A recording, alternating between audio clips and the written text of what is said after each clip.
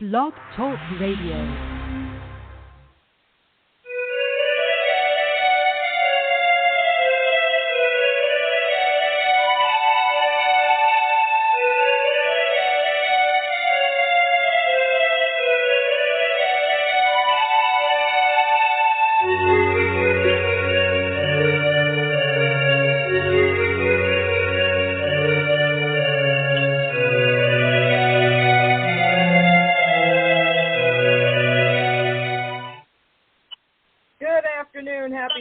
Welcome to Desperate House Witches. I'm Raina Star, so you don't have to be. Desperate House Witches is not a G, PG, or even an R-rated show. So if bad language, bodily function, dirty talk of any kind might offend you, this is not the show for you. Desperate House Witches is brought to you by, as always, the amazing Dorothy Morrison. Please check out wickedwitchstudios.com for all of your witching needs. I believe you might still be able to get some mystery packages. I'm not sure. It's after the first of the year. I'm not sure about that. You'll have to go and check with Dorothy. You have missed out on the blessing balls. I'm so sorry. I hope everybody who wanted them got them, because those are done for the year as well. Again, check out wickedwitchstudios.com and check out the social media page as well. With me, as always, for the first Friday of the month, for politics and other good things, is the amazing, talented Taliesin Govannon, my Pagan Pundit. Hello, my friend. Hey. How's everybody doing out there in Internet land? It is 2024, and I am sitting in the state of Ohio where we just protected abortion rights and legalized weed in one goddamn election. So, things are pretty good on this end. Thank you. Oh yeah. I mean, it's what I mean. I just got my grow lights in the mail from Amazon, so the legal grow is the most exciting thing for me. I mean, I'm 53 years old. I'm excited that I can grow weed and not have to worry about keeping it a secret. So kind of nice, kind of novel. We remember the days when that was not the case. Oh, yeah. Oh, my God. It's like, I remember, I like to tell people, it's like, you go into, even you go into the medical dispensaries and they've got 57 different strains available. And I'm like, dude, I remember when you had two choices, fucking take it or leave it. It's like, what kind of weed is it?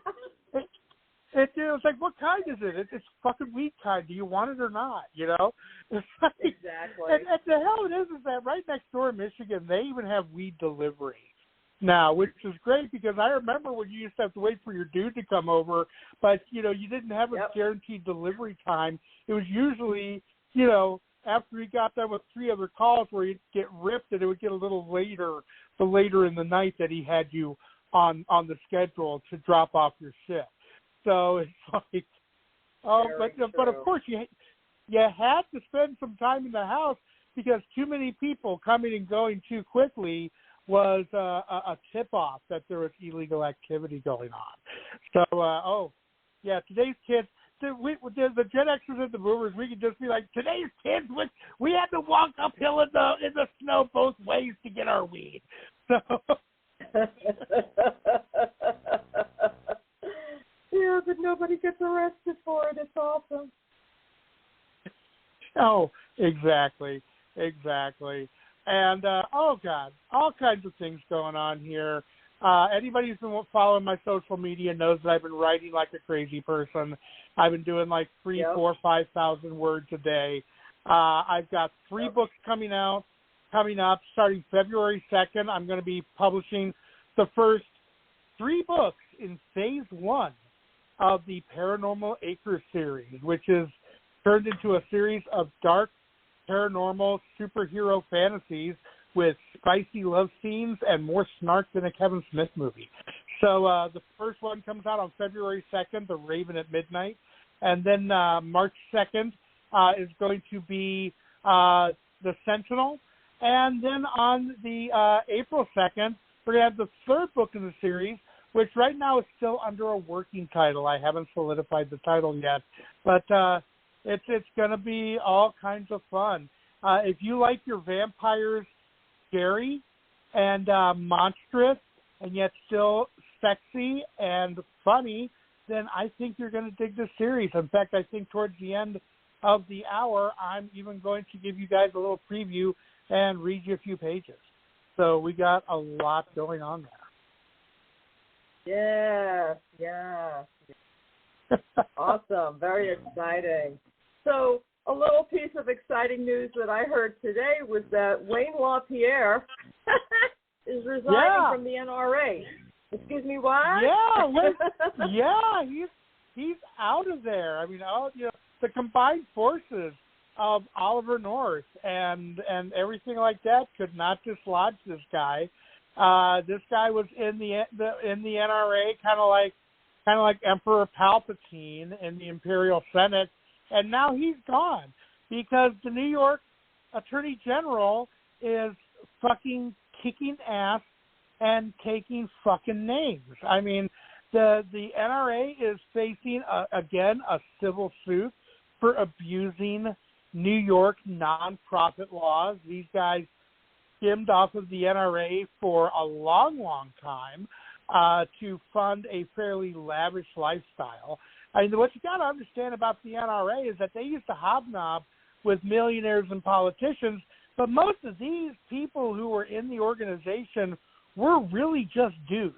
And they did what a lot of people who don't come from money do when they're thrown a lot of money, and that's get fucking stupid with it. And they embezzled.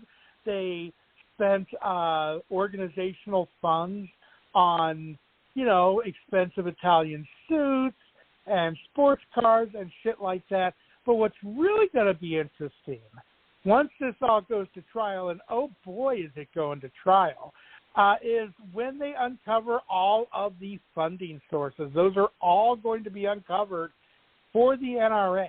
Because what a lot of people don't understand is that for all of the NRA members they have across the country, it's never really been that expensive of an organization to join. They always wanted to make sure they kept the membership dues and the barriers to joining low. And that started back in the day when they were just a firearm safety organization advising little Timmy on how not to shoot his eye out, like, some reject from A Christmas Story when they picked up a gun. And, so to throw the kind of money around that these guys were throwing around, not just on their lifestyles, but on fucking, lobbyists and bankrolling Republican campaigns. And they were a major funder for, like, George W. Bush and some very, very expensive campaigns. There's no way that member dues could ever have accounted for all that. Of course, we know that they've been getting a lot of money from Russia, but just exactly where in Russia hasn't exactly been tipped off yet. I have a feeling we're going to be seeing a lot of FSB fingerprints, the FSB, of course, being the modern successor to the KGB from the old Soviet days. We're going to see a lot of FSB fingerprints on these donations. And you're also going to see a lot of Republican political operative fingerprints on these donations too. So that's going to be another interesting link between the evolving, the still evolving ties that we're uncovering between the Republican Party and the Russians. The Mueller investigation really was only the beginning. There's still stuff coming out. And all of these various satellite cases that the Russians have a finger in is all another opportunity to, peel back the curtains and let the light of day shine on this shit. So, yeah, but Wayne is out. Wayne is now unemployed. I wonder if Wayne and Alex Jones are going to start couch surfing together. I think that'd be really cool if that happened. I wouldn't count on it. Would you want to actually couch surf with Alex Jones? I don't think so. Not my choice. Well, that's no. That's true. That's true. Although I have a feeling that Rudy Giuliani's going to start renting out his front bedroom, his front living room to people just to try to pay some of his fines, because that's one of the problems that they're finding. That a lot of the things that they thought were going to protect these guys, they're just messing around in the wrong states. For one thing, you've got everyone from the Trump organization. Ooh, news on that too. But you've got everybody from the Trump organization to the NRA doing hinky shit when they're incorporated in New York without, really noting that New York tightened the fuck out of its nonprofit laws a few years ago. And so a lot of the ways that these groups operated for a long time was, well, quite frankly, was already legal back then, only now there are more ways that they can go after them. As a matter of fact, Letitia James today came out and said that she's in the post-trial filings for the New York civil fraud trial for the Trump organization. The state is seeking $385 million in penalties, as well as a lifetime ban on having anything to do with the real estate business in the state of New York for Donald Trump and practically his entire family. That means Trump Tower, he'll have to sell it. He's going to have to sell everything. And personally, I think it would be really funny. I want George Soros to buy Trump Tower and to rename it Black Lives Matter Plaza. That's what I want to see, personally. But they're fucking around and finding out. The thing that made me think of this is the fact that Rudy Giuliani, of course, has been found liable for $185 million for defaming the Georgia election workers that he sicked all of the maggot terrorists on during their entire election lies campaign. And that the thing about Georgia that people don't realize is that, of course, you can appeal this kind of a defamation verdict in Georgia. There's no state where you can't appeal a big payout like this.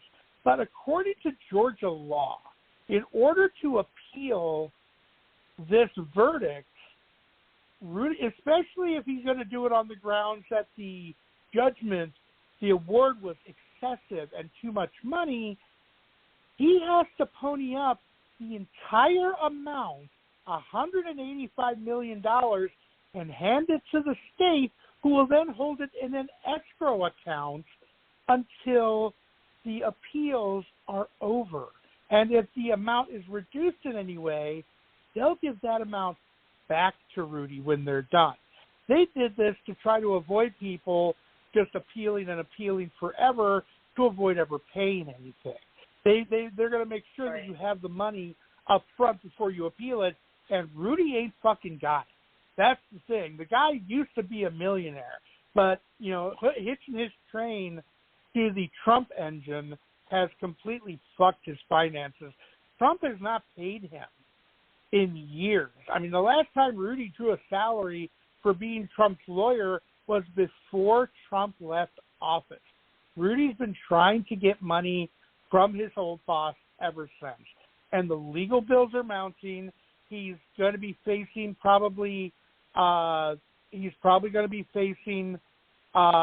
trials in Michigan and in Arizona for his role in the fake elector scheme. Those two states are starting to ramp up and getting ready to prosecute. There are other states that were involved in that are looking at filing charges. And even if they're not civil cases, he's still got to have lawyers for all these.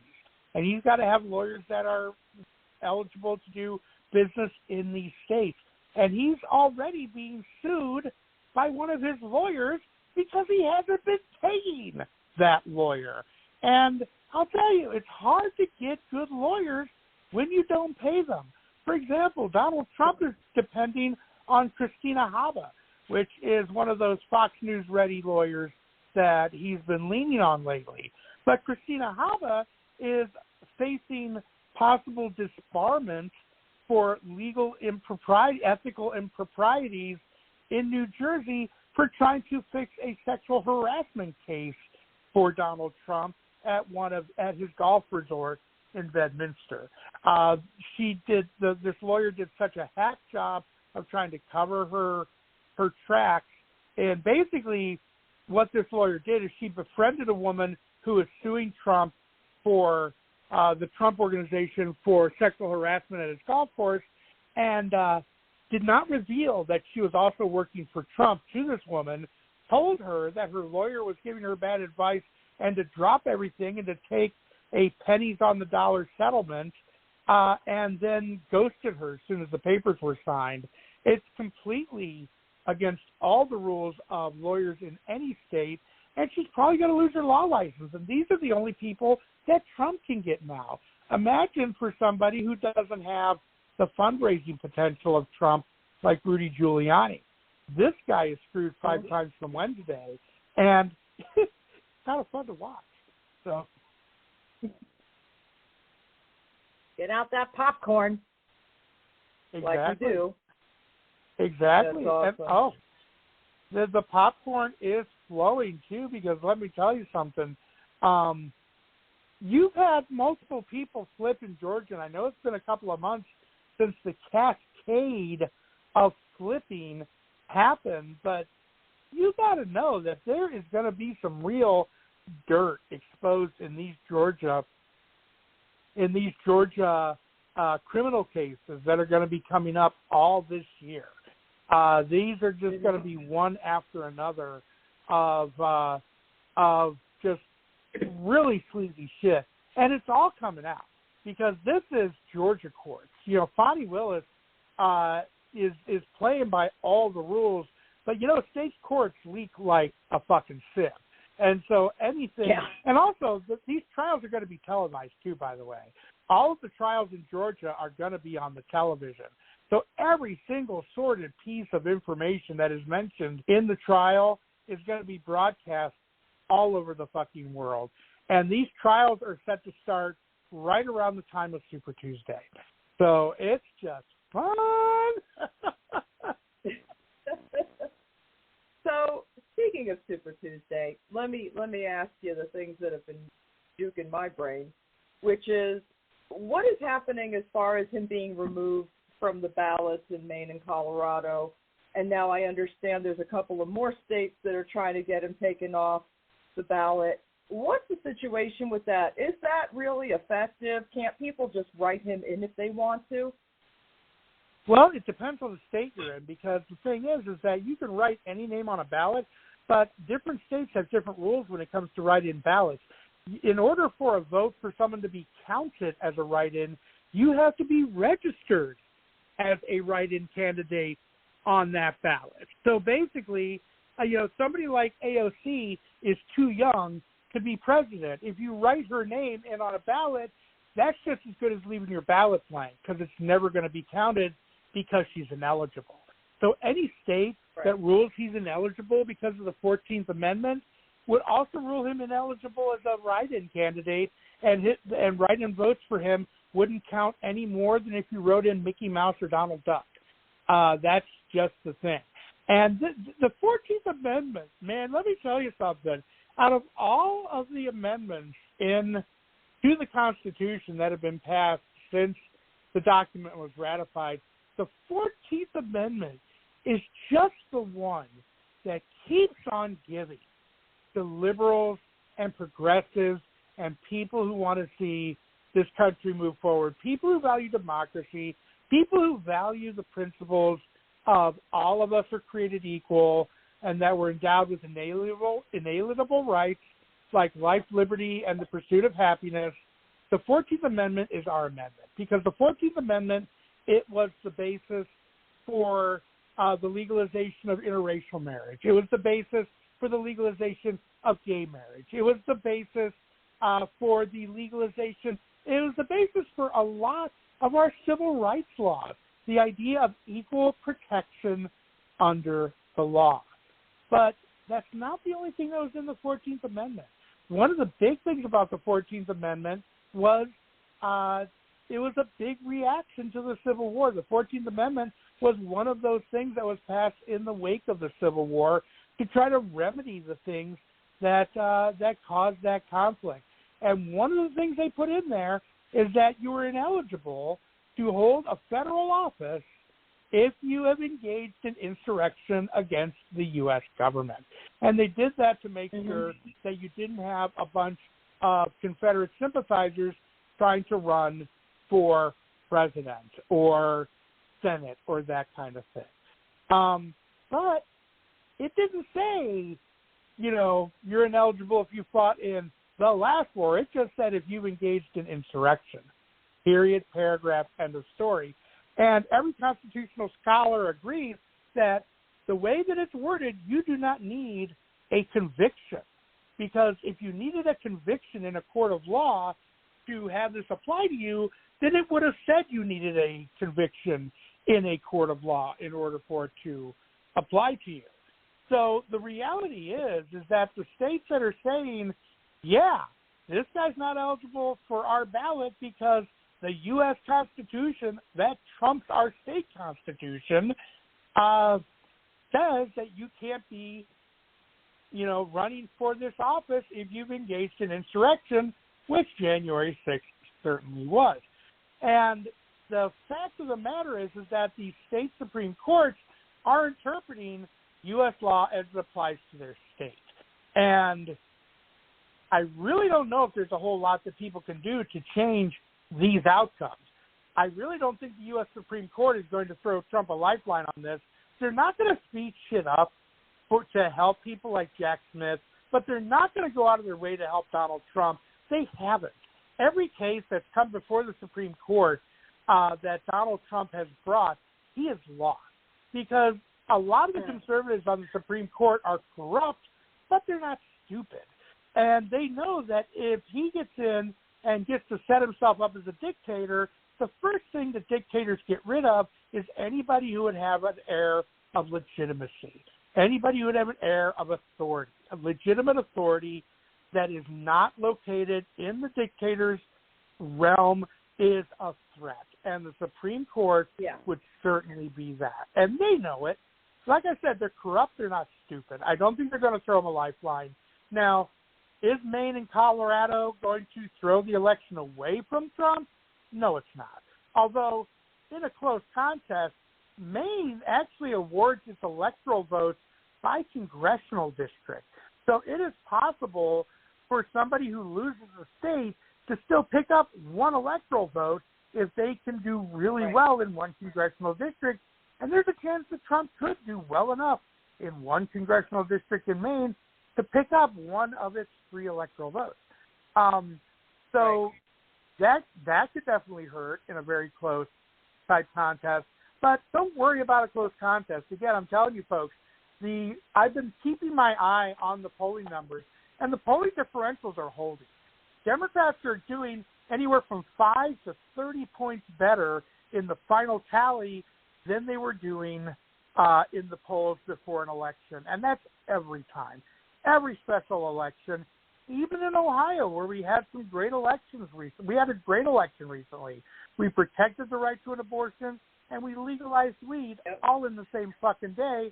And it did about 4 points. The pro side on, the pro-choice and the pro-weed side did about 4.5 points better in the final results than they did in the polling right before the election, because the polling that we have is incomplete. They haven't figured out how to reach Generation Z voters. Gen Z voters don't have landlines. They have cell phones.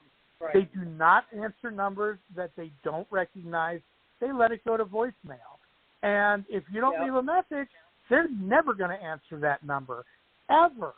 So there is a huge chunk of vote, and there's like 800,000 of these people turning 18 every year. And there's literally something like 4-point-something million people who are going to be eligible to vote in 2024 who were not eligible due to their age in 2020. And these people are all missing from the polling data that we have. And let me tell you, and if you want to see how much your traditional establishment Republicans, the few that are left, and we've got one as our governor here in Ohio, Mike DeWine. He's on the weasel end of Republican establishment type guy, but he's definitely an establishment guy.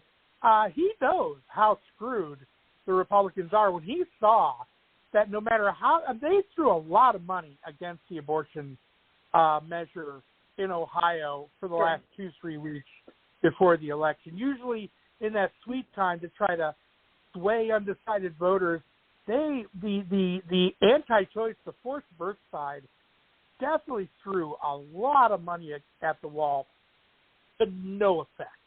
They never, the pro-choice side never lost a single percentage point in momentum. And again, we did better than even the polls said that we were going to do on this. And the numbers are hard. They're baked in. And the fact that you immediately had Republicans in the state house making in the state legislature making noise about trying to find a way to somehow thwart the will of the people again and find a way to ignore the abortion measure and that kind of thing, that was just, again, the levels of stupid are really impressive. And that's why Mike DeWine put the kibosh. He put the kibosh on that. He's just like saying, listen, no. If you guys try to pass a thing undoing either of these laws, the abortion or the marijuana, I'm vetoing the shit. And I don't care if you guys pass it overwhelmingly. I'm still vetoing the shit because he sees the writing on the wall. Republicans are getting shellacked when abortion is on the ballot. And this is a national election this year. Abortion is on the ballot in every single state because the national abortion ban is quickly becoming the favorite talking point of Republicans in their primaries.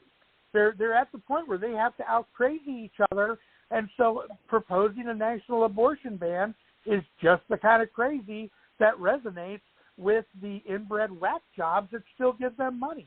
Although they're not giving the Republicans money, that's right, they're sending it all to Donald Trump. The Wisconsin Republican Party is still fucked. They still have literally under $100 to their name most months.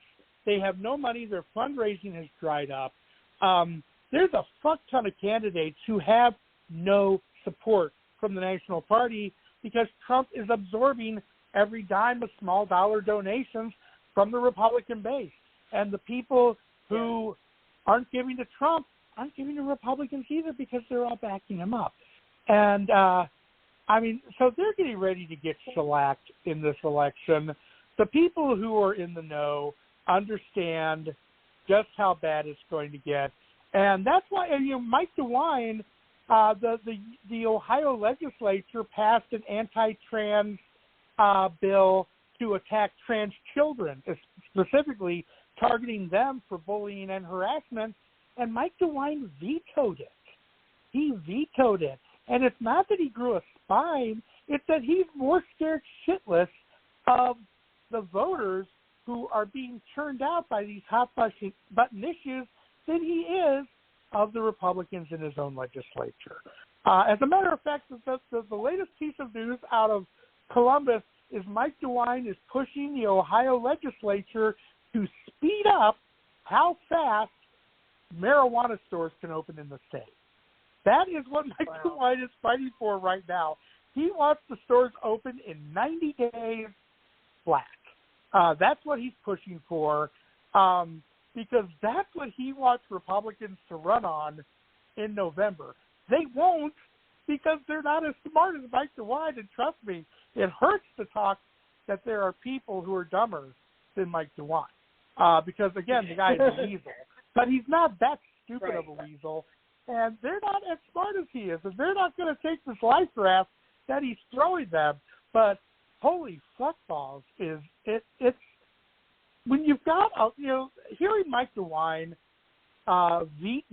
doing something to protect trans kids and advocating for fast marijuana sales, that would be like, I don't know, hearing Lindsey Graham admit to that wild evening he had on Fire Island back in 1997 that he's still paying for because that's how the Republicans are keeping him in line. Okay, that's about as shocking of a thing for folks as that would be. It's like I said, folks, getting fun. Pop your popcorn, curl up with a good book, and just tune in to the politics news every once in a while. Because, again, 24-hour news has a lot of space to fill, and they got to create a lot of phony-ass drama. So But that's really listen true. to me, folks. Listen to your Pagan Pundit here. Back, this time last year, Kevin McCarthy had just been defeated for the 10th time to be Speaker of the House a year ago today. I just got this memory on my Facebook recently. And when that was going on, I went on the show and I said that not only is he not going to be in his job a year from now, he's not even going to be in the Congress a year from now. And what happened? Kevin McCarthy. He's gone. Out of the job. Yeah, you're right. He's gone. Yep. He's gone. So, Hippie, Pagan Pundit, he's in Hippie 1. The entire cast of Morning Joe 0. But true. But yeah. True. Make sure you take time to sit back and enjoy things, smell the flowers, or especially if you're in a state like Ohio, go ahead and smoke a joint and get laid, Ohio. You deserve it.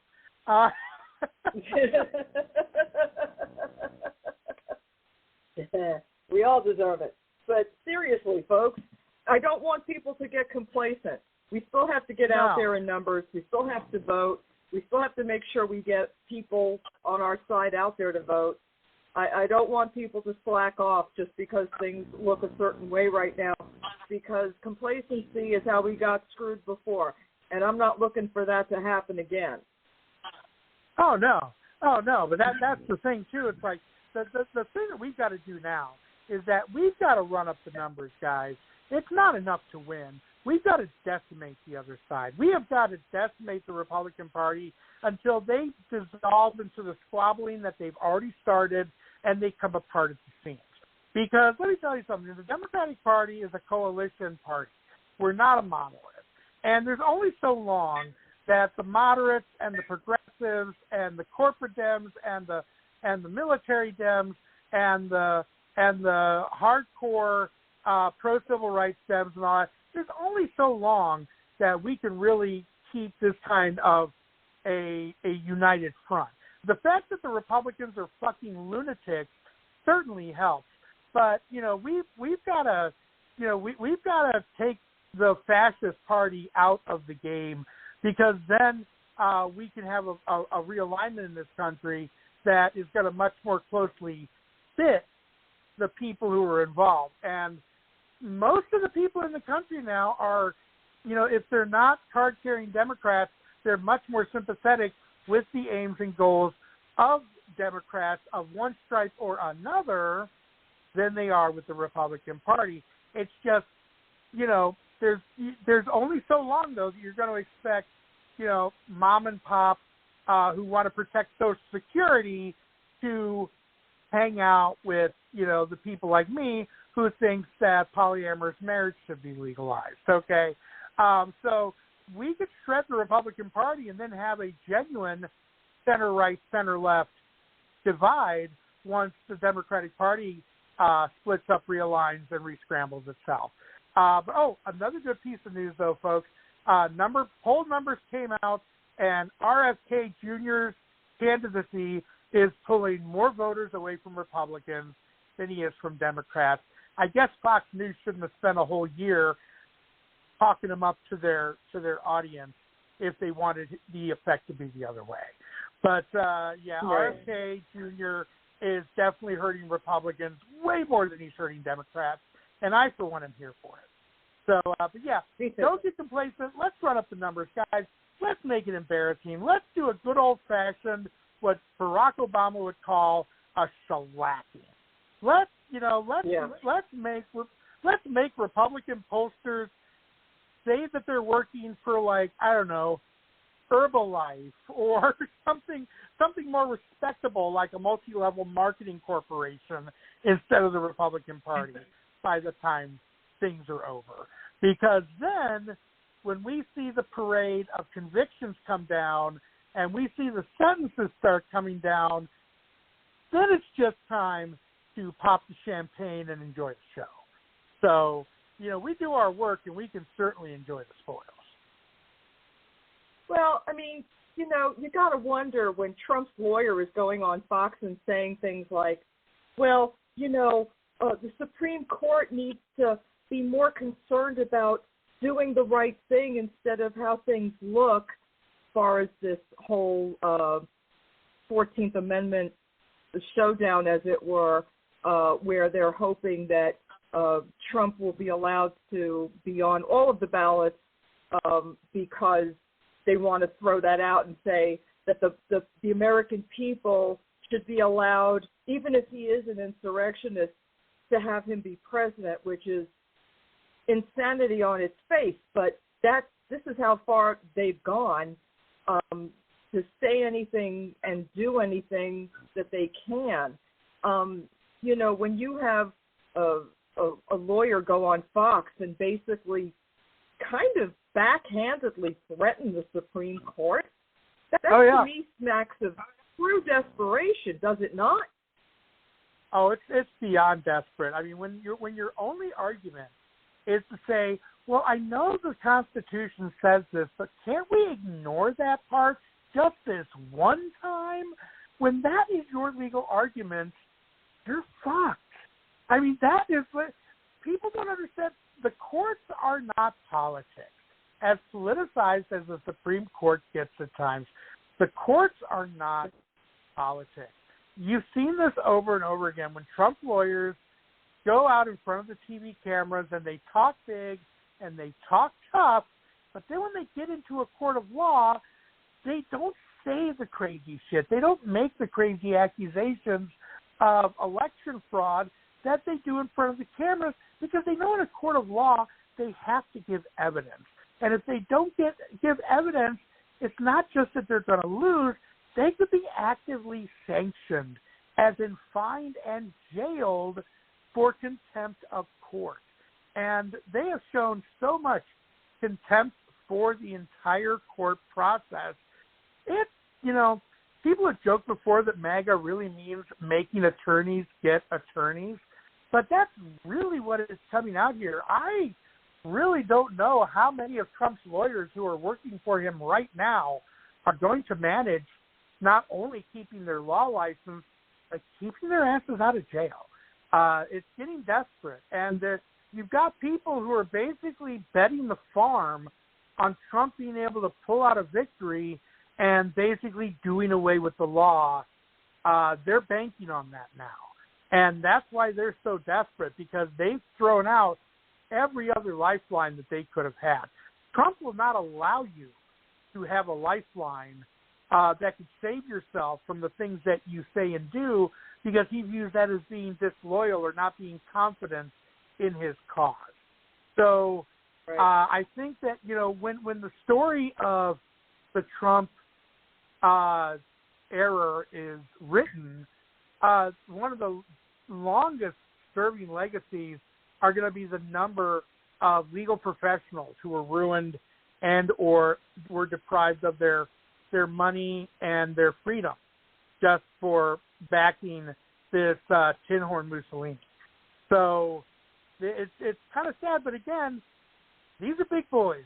These are grown women, grown men and women. They make their decision, and you know, play stupid games, get stupid prizes. Basically, is what it comes down to. But yeah, it's pretty desperate. And really, it's not going to get any better either, because things are just keeping raining on down.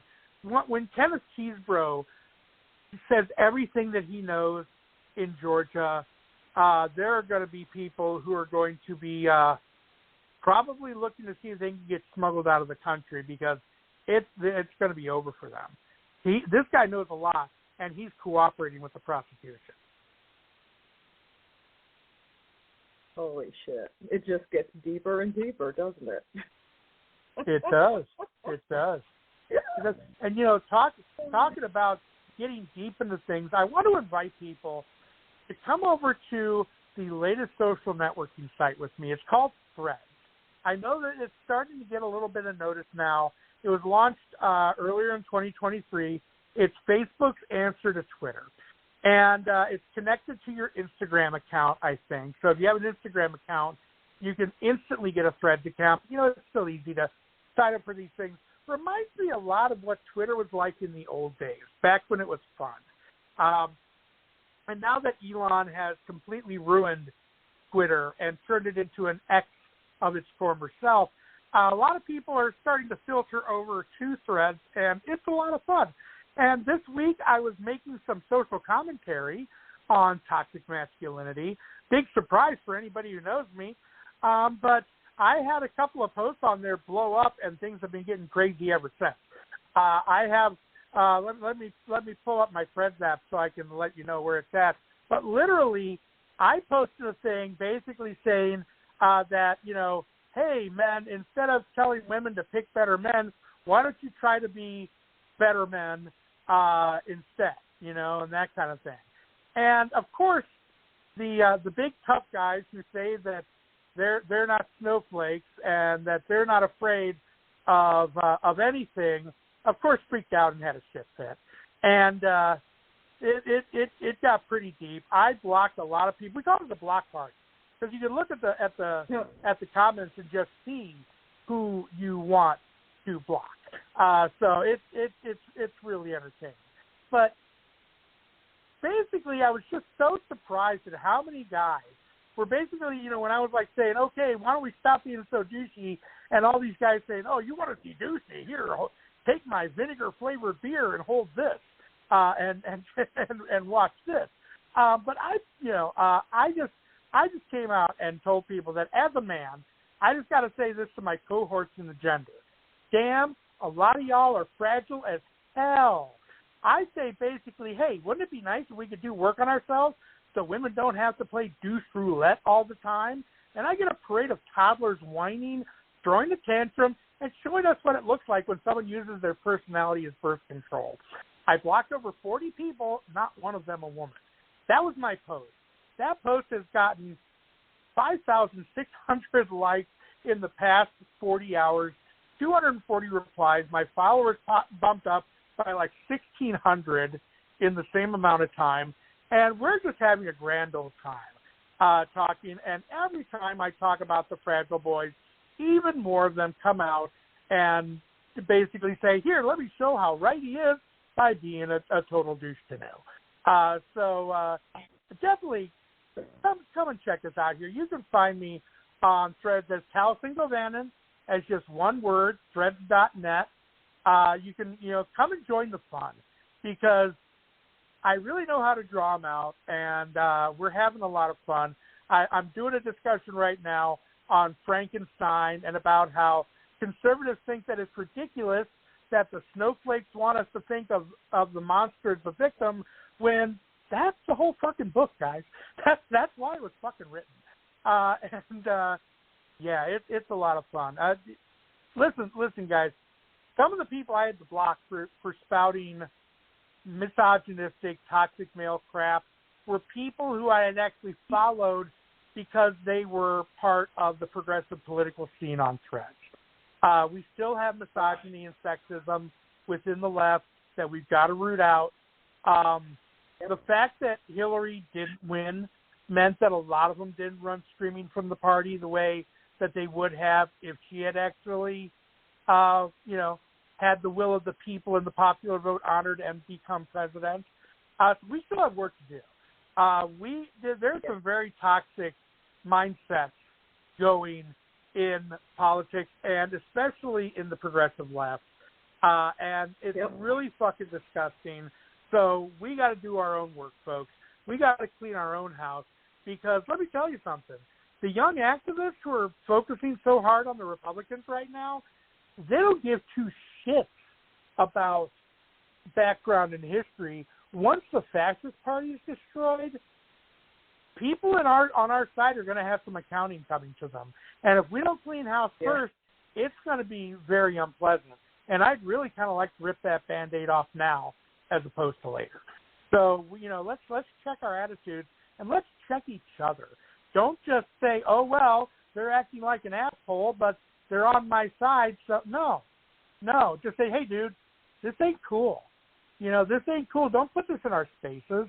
We want this place to be a safe space for women and for people who aren't toxic douche bros, okay? And, right. People who want to not rock the boat are the biggest enablers of this kind of toxic bullshit. So, again, let's check ourselves, people, and let's walk our talk. So, agreed. So you got a special treat for us, don't you? I do, because I am, like I said, coming up on next month, February 2nd, 2024, I'm going to be I've got it right now with beta readers giving me feedback, but I'm going to be debuting the first novel based on Paranormal Acres. Now, the basic concept behind Paranormal Acres is, what if the famous amusement park in Ohio, that was a real place, Geauga Lake, that was around for 120-some years before it was closed down, what if that never closed?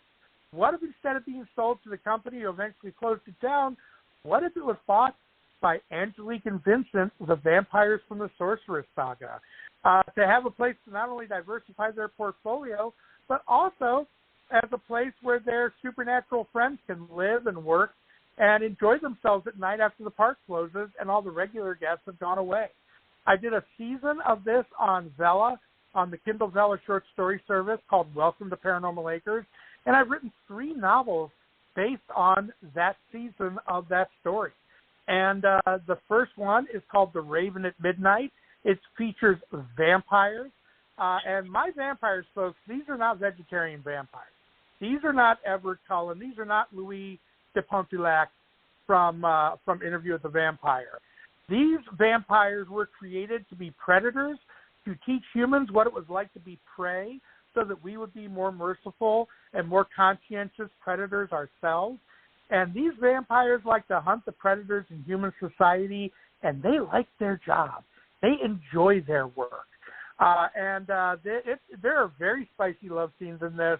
A scene where a couple of vampires just get done killing a child pornographer and bathing the floor in his blood, and then they decide to get naked and make love in the middle of it. So, and it's got plenty of snark, plenty of humor, but I'm going to read you a small excerpt from an early segment of Welcome to Paranormal Acres. Now, basically, the story is that Lauren Harris is 20 years old. She has just had her life blow up. Her boyfriend of 2 years was cheating on her. Her job burned down, and her grades went to hell. So she decides to move back home with Mom, but then finds out that Mom has moved onto the grounds of Paranormal Acres to be their new assistant PR director. And Lauren comes back and finds out that supernatural creatures are real, and they walk the amusement park. And that's when her lifelong obsession with vampires and vampire media all of a sudden comes out again. She's embraced her goth look, and she wants to meet vampires. And she meets one vampire, a lady named Raven, who plays bass for a vampire rock band called Vampire Baseball, and is immediately entranced. And this scene happens the very first night that they get to go out and hang out and get to know each other. Okay. And this is from The Raven at Midnight. "You look pretty mortified back at the theater," Raven said. "You know, when your brother was ribbing you about your new metal taste and Queen of the Damned." Lauren felt her stomach drop at the memory. She was more than mortified, actually. She had been horrified that her baby brother had gone there. She had been convinced that Raven and the other vampires wouldn't want to have anything to do with her if they knew about her status as a secret vampire fangirl. The night had proven otherwise, however. Her conversation with Raven had been easy and free-flowing, with none of the hesitancy or awkwardness that often happened when getting to know new people. It had been the opposite, really. They walked down the main midway, the lights making a dreamlike atmosphere. Ahead, the Ferris wheel spun in its lazy circle with a sheet of stars beyond. "I can't get past the feeling that I've known her before," Lauren thought. She knew, of course, that she had never met Raven in her 20 years on Earth. A striking figure like Raven left a mark, whether one was straight, gay, or otherwise. There was just a familiarity about their communication that Lauren had only known with the closest of friends. It was that feeling that allowed her to answer. "Yeah, Lauren paused and gathered herself. I used to get nervous about people finding out about my interests because I was afraid they'd think less of me, she said. Now that I've stopped giving a shit about humans, I guess it's just a vampire's reaction that worries me. But you know that we won't find your interest trivial or silly, Raven said with a grin. But you could find it annoying, Lauren replied. I'm sure you run into a lot of bullshit beliefs and wrong ideas about vampires out there. I was worried that you'd see me as someone to avoid. Never, Raven scoffed.